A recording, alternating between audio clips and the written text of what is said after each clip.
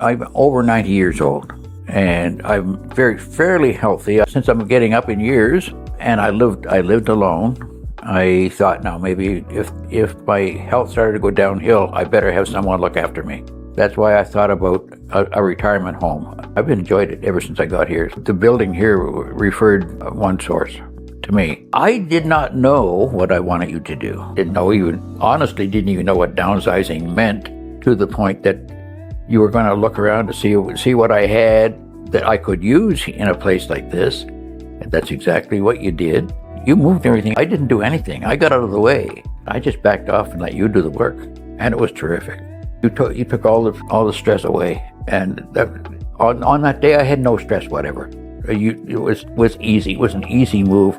I've moved a few times in my life. I'm ex-military. I moved a few times. And I moved when you got a moving company come in and they just move everything. I wasn't around when you moved me because I got out of your way.